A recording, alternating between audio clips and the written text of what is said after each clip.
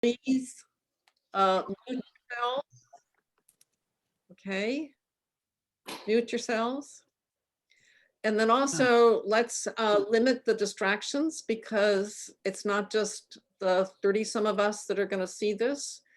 We hope that this will be accessible to our classmates and maybe the greater Wells community. So we have to behave ourselves. So I'd like to start by acknowledging Eileen Kraskauskas, who could not be with us today. This was actually her idea. I've been lucky to work with Betsy Kimball Rogers, who is our Zoom host, and we have come a long way in terms of technology. Ginny Meeker Munkelwitz has also been a great assistance, and then Donna Tripp Ravn has been part of the team. So we've had fun, I think, over the last 6 weeks. This is going to be the first of several such content-oriented Zoom presentations. I think most of you know that Betsy Van Ranst is working on a reminiscence program. And if you have ideas and ways to help her, I hope you will be in touch with her. So here's the game plan. We have 3 artists, and I think you're going to enjoy all 3 of them. Great variety, great accomplishments. Each of them are going to talk for 10 minutes. And when their time is up, I'm going to signal them. So you'll see this. And then at the end, we will take questions and answers. But if you put your questions, please, in the chat, then we can go through them and answer them. And I think that's about all I need to say. We're looking to set up the PowerPoint.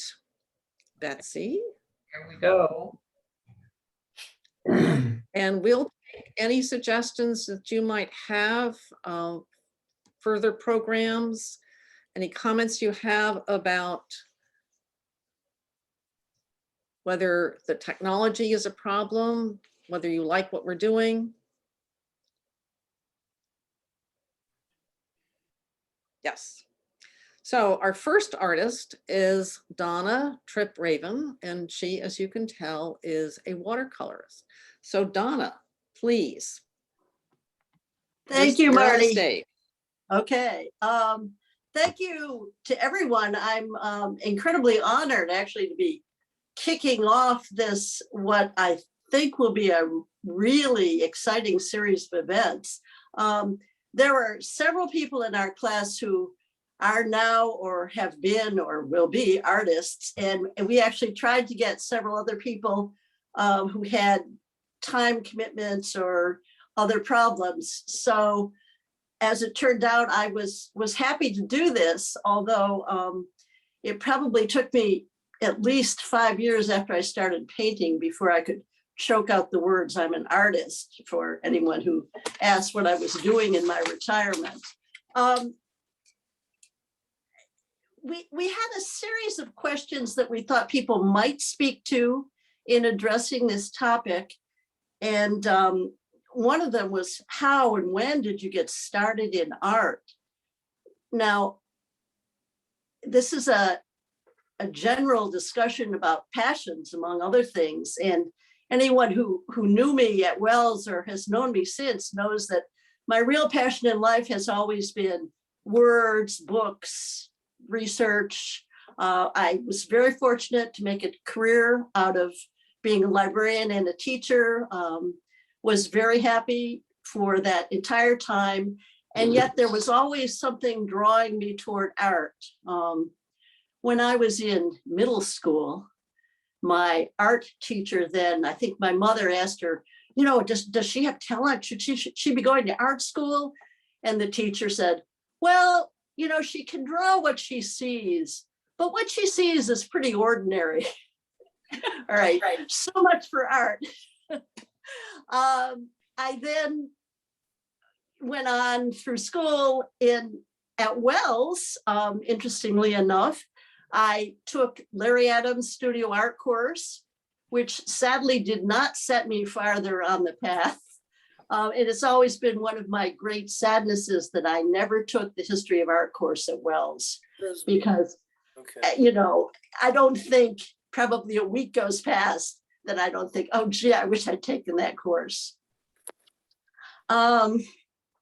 So that's sort of my background. I was a librarian. Where did art come in? It was always kind of the shadow side for me. Certainly when I was working, raising my kids, I always did art, but I did pottery. I was a potter for years, and jewelry. I did drawing. When I worked at the Cambridge School of Weston, I took a drawing class. And then I got to the Cordova Museum and took a class in sketchbooking, because my fantasy would be my husband and I, when we retired, would travel the world, and I would be keeping these sketchbook travel journals. And that was kind of fun, but I didn't really pursue it at the time. And then after I retired, very quickly thereafter, we relocated to Maine. And so I was in a new community. I was without all those perks of professional life that I was used to, like a staff. I didn't have the connections, community that I was really used to.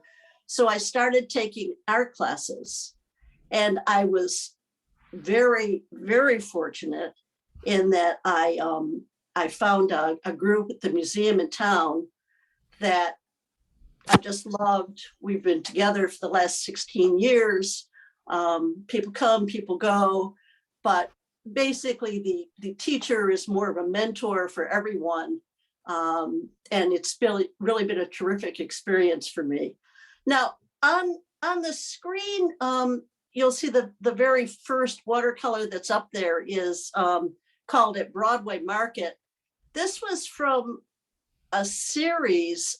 We had a condo in Tucson for 6 years, and I would spend the winters there. And I became part of the Southern Arizona Watercolor Guild, and I took several workshops from absolutely great teachers. And this was a piece that was from a photograph of mine at the Broadway Market, if anybody knows Tucson. But it was a workshop piece. So I'm sure that's why it kind of glows like that, because I had somebody critiquing me, every few hours. It's like, wait, you want to do this here. So that helped. Let's see, other questions that we were sort of asked to consider is, where do you get your ideas? And the next slide on here, Saco Sail, for me, nature is where I get my ideas. I live on Saco Bay. That is the view from the beach that I see every morning. And that's actually one of the very earliest paintings I did. I was using a lot of color, it was, very strong. But it still speaks to me as, this is why I paint. It's a way of getting out there and seeing nature. The next piece, is one of my travel pieces, believe it or not. That was Quebec City at nightfall. I'd love to say I did that plein air, but I did not. That light changed so fast. So instead I took photographs and then painted it back when I got home. But for me, that captures a couple of things, the sort of contrast with light and dark. It's really challenging in watercolor to figure out, how to get those lights. And I was one of those people, people kept saying to me, Donna, save your whites, because, I'm used to painting things, and so much in watercolor is painting the shapes that are just sort of outside your things. So that was fun to work on. One question we had was, to what extent has your age and experience influenced your art? This, for me, is an attempt to work on my right brain. You know, I was very much an administrator. I ran college library and academic library, and I was used to thinking critically, analyzing, honing all those skills. And I wanted something to do that was more meditative. And watercolor for me was really just a perfect fit. It's a way of kind of letting go of that need to produce and just kind of play with the medium and see what it will do. So it's humbling, I'll say that. What's the most difficult part of your artistic process? For me, and you can go to the next slide, the most difficult piece is figuring out what to paint. And this was actually part of the answer to that. I, for our church auction, offered I'll do a picture of your pet. So this is a painting of a German Shepherd. And I love doing this because my first dog was the Shepherd. So I felt like I was channeling Samantha as I painted her. Let's see. Other things that have you know, sort of answered that question of what to paint. I've done series of things. I've done lighthouses. I did a series of turrets. I do a lot of plein air work. This next slide was partially plein air and partially from a photo finished back at home. That's the Kennebunk River, for those of you who know Kennebunkport, from Stryper's restaurant, looking, you know, as the sun set, you get the reflected light on the water. So that's one place. And finally, if anybody is interested in how you get, you know, involved in painting and watercolor, and just get out there and get connected with people who are doing it. I think everybody that I know who paints said they just learn so much from other people. I've taken their classes, museums, libraries, adult ed classes, they're everywhere. I mean, you can try, you know, Bob Reed, you can try YouTube, you know, there are all kinds of ways to learn technique, but really working with other people is my recommendation of how to get started. Finally, what's next for me? I was thinking I'd try pen and ink, maybe Zentangle. And I'm hoping to learn from Mary at this very next session. I have no idea how long that was, Marty. It's time. It's time. Oh, good. Thank you, Donna. Perfect. Thank you. Great. Yeah. And you made a nice segue. Betsy, next slide, please, to Mary Filstrup Wilson. Betsy, did you hear me? Okay. Yes. Can everybody hear me? Okay. Yes. Several years ago, by the way, Donna, your paintings are just spectacular. I really enjoyed it.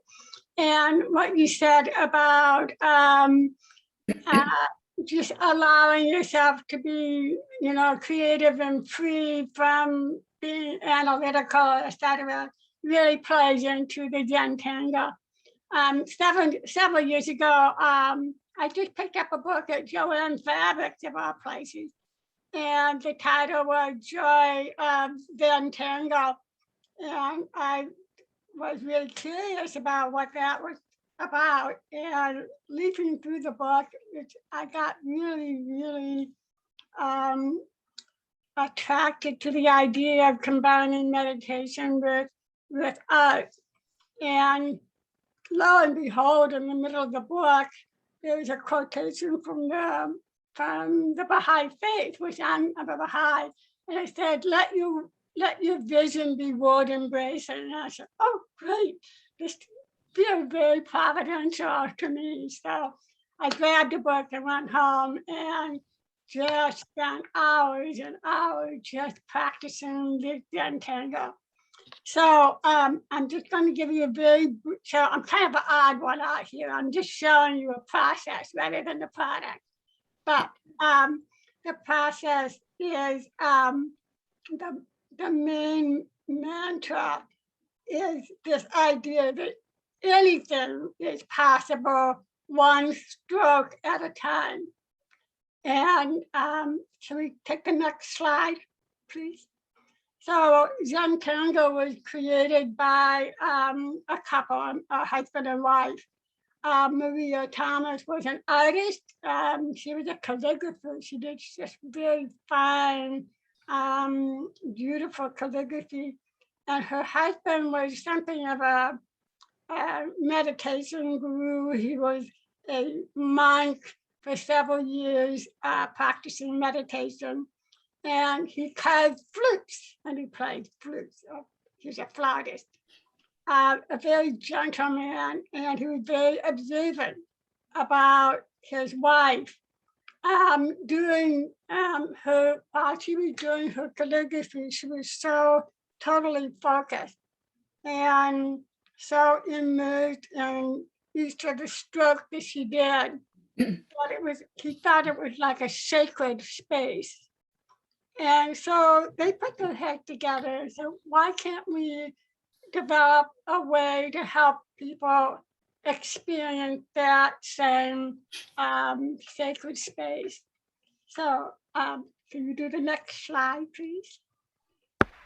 So this is a general definition. It's the Young Tango method is an easy to learn, it's a relaxing and fun way to create beautiful images by drawing structured patterns. And the patterns are called tangos. So Zen is the meditation aspect and tango is the creative aspect. So down on the bottom of the screen, you see 8 tiles there. The tiles are just pieces of paper, 4 by 4 inches or 3.5 by 3.5 inches. They're purposely small projects, so you're not overwhelmed with trying to figure out how to fill out a space. And so the first tile that you can see on the upper left-hand corner, you see you put in 4 dots, and then the next tile, you connect the dots. So it's stroke by stroke. And then the next tile is you draw some lines inside the border. We call that string, just to divide the space up. And then you begin to tangle. In other words, you fill in each of these spaces with a pattern. And the Zen Tango will show you how you can create these beautiful patterns just one stroke at a time. That's the mantra. We keep telling ourselves it's just one stroke at a time. And then you fill in all of the spaces with a different tango. So each of these tangos have a really quirky name because it doesn't, you're not trying to create something that represents something. You're not trying to create something that's supposed to look like this. You're just doing strokes, creating patterns, and just letting it go. Can we have the next slide? So the basic Zen Tango method is there's no artistic talent required. Remember, anything is possible one stroke at a time. So everything that you see in the universe is a pattern. And you can create anything by using a combination of 5 simple strokes. A dot, a line, a crescent, a circle, or an S shape.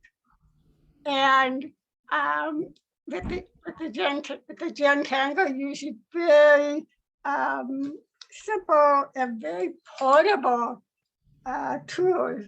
All we need is a pen, a pencil with no eraser, because there's no mistakes in Zen Tango. And this little stubby thing, this paper thing, it's a blending tool to create shadings to make it more organic looking.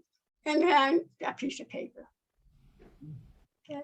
And Zen Tango encourages you to use this Zen Tango paper specifically for Untangle because the surface of the paper, it has enough roughage to slow your strokes. So you take your time doing each of the patterns or the tangos.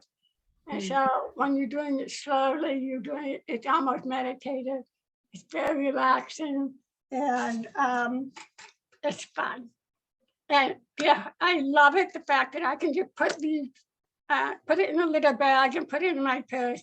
And if I'm in a doctor's office and I'm there for 2 hours, I could just do some tangling, you know, and anywhere I go, I take these tools with me. Each of the strokes are purposeful, deliberate, and conscious strokes. You take your time. And there's no analysis, no representation. You're not planning on what you're doing. You're just doing the strokes and you just invariably end up with something really quite beautiful. There is no right or wrong. Here's a typical tile, and there's no up or down. You know, you just kind of look at it in different ways. And the fact that there's no mistake, if you draw something that's a little of an aberration, you just embrace it. And, oh, okay, let's start of another pattern. Let's make a pattern with it. So it's so free that you are allowed to explore. You know, every time I do a tango and I do something a little bit differently, I say, why not? I just do it, you know. So, you know, some ways of doing tango, the philosophy really kind of helps my own, thinking about my own pattern of life, so to speak. And learning that there's no failure, there's just learning experiences. And these are growing experiences. The next slide, please. So this is the basic process. I'm not going to spend too much time. I don't think I have enough time. But we begin with meditation. Sometimes I play Lakota flute music. There's something about flute music that really helps the spirit kind of flow through. Sometimes I pass out wonderful quotations. I pass these out and they look at it, reflect on it. For example, here's one that says, life is the art of drawing without an eraser. This one says, every day you should dip your soul into beauty. So lovely. And so it just kind of helps everyone kind of free themselves from judgment, from criticism, and just be happy. Thank you, Marty. So this is the basic depth. I already explained some of that. And then you end up with a tile that has your patterns in it, and you reflect on it, and you say, oh, this is lovely. You just say that to yourself and show gratitude. Next slide. So these are just samples that I have done in the past. I have hundreds of tiles all over the house. I usually give them away in cards, and these I put in color because I just wanted to color them, I guess. And so, for example, the round tile with the purple point with the star, you can see on the edges the different tangos. One is called Cadence. This is called, one is called Dude. This is called Dwayne. This is called Flux. I Can't This. This is Muka. Rick's Paradox and Prime Tile. So there's just different tiles. There are hundreds of patterns, hundreds of tangles that we learn how to do. And it's just very exciting to see what happens after you finish. It's just, and sometimes I pick a tile that I've done maybe a couple of years ago, and I don't remember that I had done it. It's just, oh, that looks nice. Oh, I did this. Okay, the next slide. So I like to tango just about anything that is flat. And so sometimes I would draw, like the fish, the koi fish, and I put some tango on it. And the next slide. And then I graduate into three-dimensional objects like brown eggs,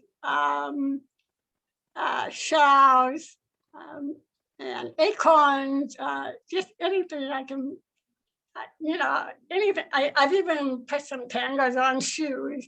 It's just fun way to, make things beautiful, I think.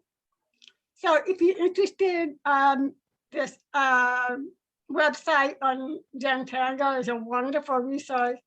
And I'm really happy to, I have taught Zen Tango on Zoom. And I get supplies and the direction, and everyone is finished with a tile. And it's a really interesting experience.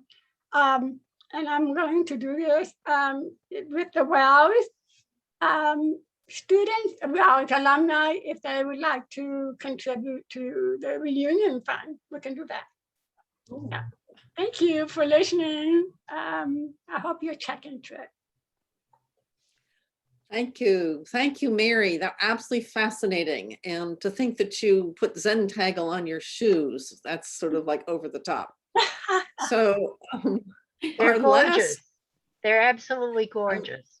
aren't they gorgeous? Our last classmate also creates gorgeous images, but in a very different manner, in a different medium. That's Sandy Shenk, and we are about to see her photography.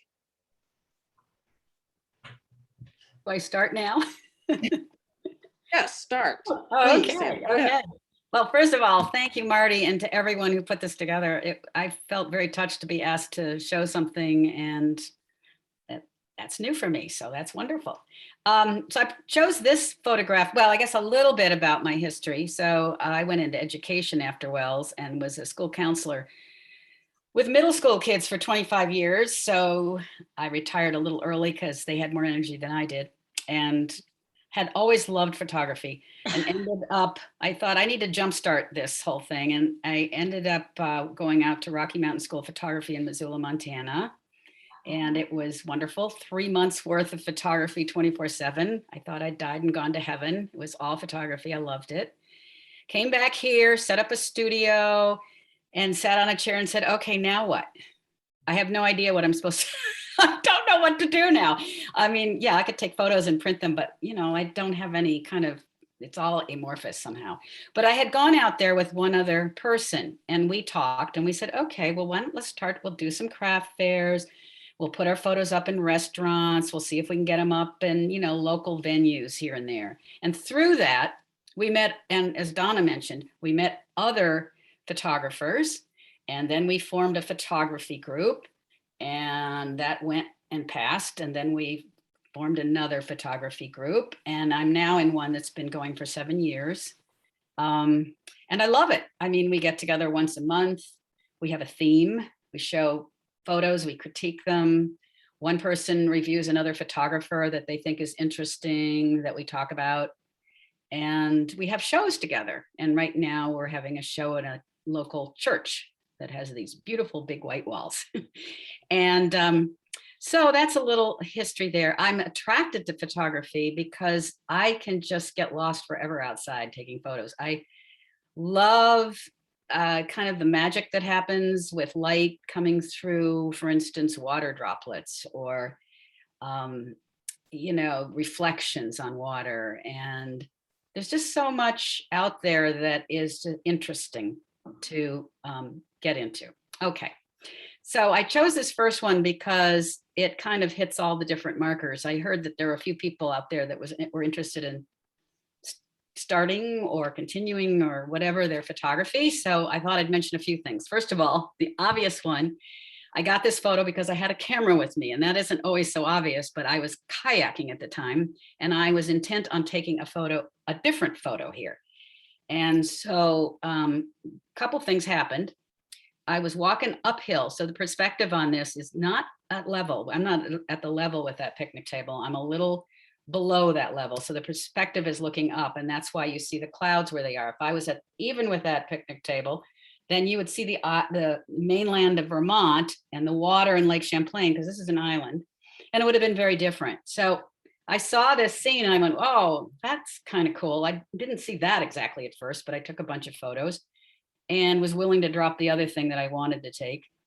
And that's a big one for me, you know, letting go. You learn a lot about letting go doing photography. So yeah, so that plus I had a camera that had been transitioned into an infrared camera. So this is taken with a different kind of camera that only sees, it blocks out most of the visual light spectrum and adds some of the, what I guess they call the near red light spectrum, or red length wavelength spectrum, if I have that right. And so that's why you get these colors, these blues and these tans. Anyways, I guess next photo, please. Okay.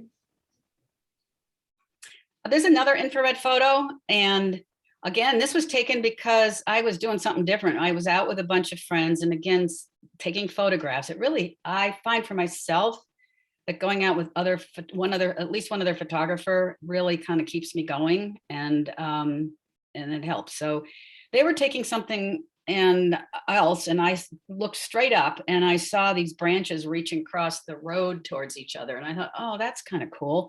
So I took a bunch of those. I had a zoom lens that liked to creep downwards. So when I got back and looked at it, it wasn't in focus. So what I did, this is my little trick, I sent it into Photoshop and then I put a filter on it, and that made the edges a lot crisper. And it also does some other nice little things, makes it look a little painterly. Anyways, so that's that photo. Okay, I guess we can go on to the next one. So this is something I'm really interested in, is showing motion by slowing down my speed on my camera. And that's hard to do. I will say bird photography is really difficult. So the birds were all rising at dawn, taking off, and I was taking it at a slow speed. I was attempting to do this and had my camera on a tripod and was moving it slowly with the birds. And really, this was the best of the lot, but it still wasn't good enough. So again, I did my little backup thing. I sent it to Photoshop and put on a filter, which gives you a little bit of a crisp line on the birds to make them, you know, make your eyes not feel like they're going crazy. And then did a lot of, if you can see them, interesting patterns in the sky, the color of the sky. So this one is in the show right now that we're doing. It's called Awakenings, and which we came up with in June when we were all completely vaccinated and there was no Delta variant on the horizon, and we thought, yay. And so we came up with that as the theme. Of course, things have changed again, but that was the idea for that theme. And that's so movement is another thing I like to experiment with. Okay, next one, please. This one is a multiple exposure, and it's something I love to do. This is all in camera. There's no Photoshop involved. And what worked for me in the part of this photo that worked for me is if you can see the background down low, you can see a bunch of surfaces that are all textured, and it looks almost like it was painted and with a spatula or something. It's hard to tell, but it looks very painterly, and I really enjoyed that about this. I thought, wow, I can do that with multiple exposures. How cool. And this was a bush in the desert in New Mexico, and so the coloring seemed really appropriate for the scene. So that's another thing that I'm working on now that I like to do, multiples. Okay, next slide. Okay, so these, it's winter. And these were both taken in, the one on the left was taken in November, the one on the right in January. So the one on the left is something I just really love to do. This is where the magic kind of happens, is when you have a macro lens and you're out there with either dewdrops or a spider web with dew on it, or in this case, it's hoarfrost and it's frozen crystals on grasses. I woke up one day and, it was all frosty and the sun came out and I went, oh my. And I went out, and I don't know if I can do this anymore. I was crawling around on my belly with my camera and just looking through these grasses, and it's just incredible. So what happens with your macro lens is you can see those big round shapes, and it's as far as I remember, this is the sun is shining and reflecting off these droplets, and your camera lens just blows these circles of light of light into big round circles if you have your lens adjusted in a particular way. And yeah, and everything else is thrown out of focus and creates kind of an interesting pattern in the background. So that's why I'm showing you that particular slide, but that's a whole area that I could spend a whole lifetime doing. And then on the upper right, believe it or not, this is a photo that I've done the least to of all of the photos you've seen.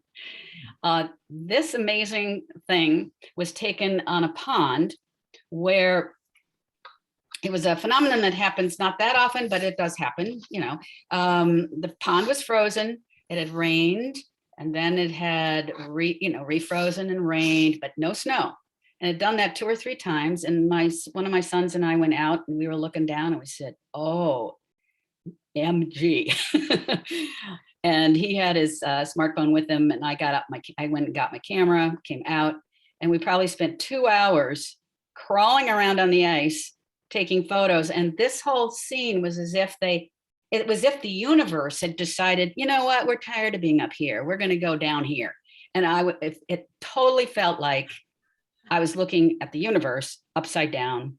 And all those little bubbles are frozen air bubbles. The other thing going diagonal is some sort of a crack in the ice. And I have no idea how this thing was formed in the middle. I call it ice diamond. And we each took so many photos. He put his up in his, when he was working at a coffee shop and sold 3 or 4. And I put mine up in a show. There's some that look just like the galaxy. It's amazing how frozen ice can imitate another world. So this is the kind of thing that really keeps me going. I just love to go outside and wander around. I can spend hours, seemingly, doing nothing. And I have one friend here to go out with. I think that, Donna mentioned, it's really helpful to just find people in your field and keep exploring with. And that really helps. I mean, to do it all on your own is tough for me. I know there's photographers who do, but I think that's hard. And it took a while. This is not something that happened instantly. I had to go through, it was a lot of time, but it happens. Eventually it happens. So anyways, if you're interested, I have a bunch of photos on a website. It's my name without the dot, sandrashenk.com. And you can go there and see photos. And you can email me if you have questions. And I think folks here have my email somewhere. So that's it for me. Great, Sandy, thank you so much. And thank you, Donna and Mary as well. I think one theme that ran through all 3 of your presentations is the theme of serendipity.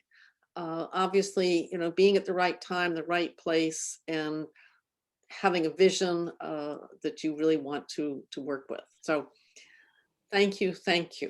We have a few questions in the chat, which I will try to manage.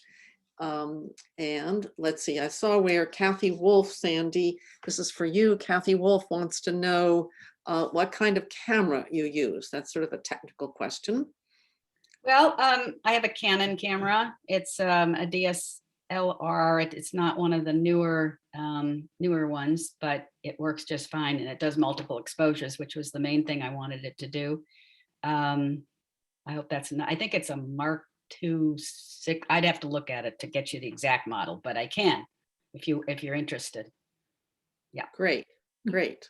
And you've had several compliments from Angie and also from Mary about how stunning and unique the photographs are, and so beautiful. I think we all might agree. No, thank you. That's Yeah. so sweet. You must also like winter for some reason. Well, I don't necessarily, let's put it this way. I live in winter. So we have 6 months of it, you know, in Vermont, I'm in northern Vermont. So there's a lot of opportunity. I think if I lived on a Caribbean island, the photographs would be totally different. And Barb Dennison has said, how many of us have picked up one art form of another in retirement? Barb, can you clarify what you are asking there?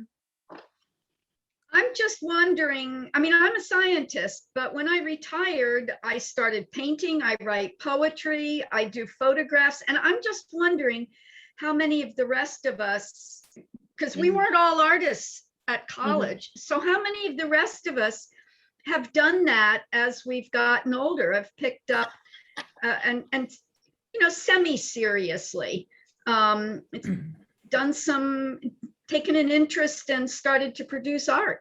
I'm just curious. Maybe we should have a show of hands. Yeah. People who picked up something of an artistic Oh. nature, poetry. Well, I went back and picked up my flute. Does that count? But I would Yeah, hardly call it. absolutely. Yes. Absolutely. There may be people who've become super culinary folks and decorate cakes. I mean, you know, you can find art in all sorts of ways. Maybe it's that we have the luxury of mental space once we've retired and don't have that day-to-day pressure to produce. I think it was Donna that was talking about that, that allow us to explore other areas. I like to say that the older I get, the more I'm realizing that, especially during the time that we're going through right now, which is very difficult, you know, time of our lives out in the outside world. But there's something about the arts that just makes it a universal language, or it's just an expression that heals.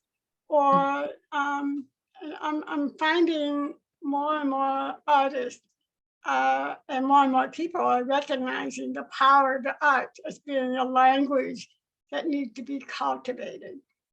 You know, just like English writing and everything, also the art is a language. And so I think that comes into play as well. Very well I said. agree Betsy, with is- you, Mary. And the other thing I wanted to put out there was a plea for the musicians in the group to do something like this. Please, please. Yeah. Because that's the other thing that I find myself really being drawn toward. I think the plan is that we will be in touch with some of them, right, Donna? Betsy Van Rans, you had a comment? You're mute. You're mute. Thank you.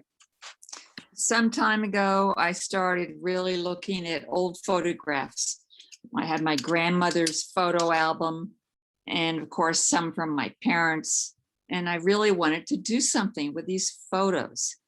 And finally what I decided to do was I can't remember now if I made boxes. I made a number of boxes with supplies from the paper store. And I may have used one of those, or I may have used an old shoebox that was very strong. And I just covered it with little photos all over the place, copies of photos, and decoupaged it. and gave them as Christmas gifts, and everybody was so happy.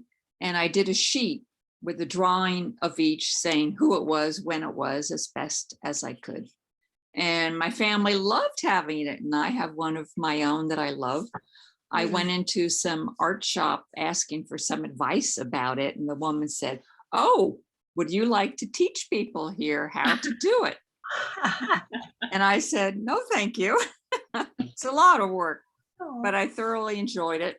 And I would recommend that as a way to deal with some of your old photographs or drawings or whatever. Put a bunch of them together. That's it.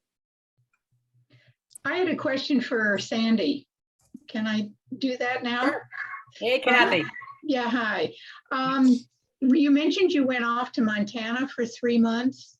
Mhm. And when you were there, were you concentrating mostly on the technical aspect of taking photographs? Because I did take just a small course, wanting to get more involved in the art of photography. And what I realized was that I knew very little about my camera. I thought I did, but I imagine that if you were there for 3 months, did you concentrate a lot on the technical aspect of it? You know, or did you find that you were just, you were better off by just taking multiple photographs and figuring out how to do it that way? No, they had classes right off the start on the technical stuff. They Right. did, and they were taught by really great teachers. And then they had people in to inspire you. So they had a war photographer, an underwater photographer, you name it, every kind, once a week or once every other week, because I was there for 3 months, you would have a night person would come in and be inspirational, and then they take you on field trips, but they always came back to the technical. Yeah. So you were always learning. How much I retained, I don't know, but it was, and the real technical part was when I stayed on for digital. This was 2004. Digital was just coming in. The first cameras were just coming out, 6 megapixel. For those of you who are into cameras, you can know how small that is. And I remember I didn't even know how to turn on the computer. I was so basic. It was the first time in my life when I understood what it meant to be in a remedial class. I emotionally understood that, other people had much more computer experience than I had. And photography is really what dragged me into the age of computers. If it weren't for that, I would. Do you think that you finally, that you became more comfortable with your camera as you became more comfortable with the physical aspect of it, learning all about aperture and speed and blah, blah, blah. I think it's a combination of things, Kathy. It's both learning about it and then going out and doing it. And I sound like I'm somebody that does that, but I do it. But I don't do it as much as the people who sound like they do it a lot. It really is just doing it. For every 10,000 photographs, you probably have one saleable, beautiful, stunning, fabulous photo. But for learning your camera, it's just, you have to learn it, but then you have to go out and do it and just keep repeating it till it becomes like, almost second nature. Yeah. Yeah. Okay. That kind of, Thanks. Well, I want to say that I'm learning to be a photographer too. And I went to that same school Sandy did, but not for 3 months. And it's really a great school. It's in Missoula, Montana. But now they, because of COVID, they're not having in-person classes. So you can learn a lot online by taking classes and going to conferences and stuff. There are really great photographers who have websites who teach you how to use your camera, like you were talking, Kathy. Yeah. So, okay. Yeah. And you don't have to take expensive ones either. You could just do something local and you'll learn a ton. Yeah. Well, that's what I ended up doing, but then there comes a point where, you fully understand the technical aspect of it. But if you don't have the time to go out and, take 100 shots of one thing, You know, then you sort of, you feel really frustrated. And then every once in a while, just as you said, 1 out of 500, you know, you think, oh, that's pretty good, you know, but other than that, yeah. I just wondered how comfortable you had to be with the camera before you just went out and experimented. Yeah. Mm, You can also take wonderful photos with your phone. I mean, absolutely. yeah. Yeah. Don't be ashamed to use your phone. No, Yeah. yeah, I agree with that. Okay. I'd like to ask Mary. Mary, you mentioned something about reunion and that you were offering to do something. And of course, let me remind you that the whole raison d'etre behind this afternoon was kind of a run up to reunion, realizing that we've been unconnected for many months, if not several years, and we wanted to reconnect with classmates.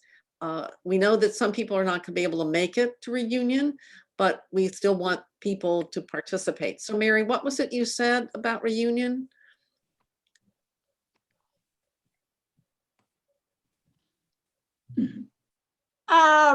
Well, I can offer the class on Zentangle. It's about 2.5 hours long. I can do it on Zoom.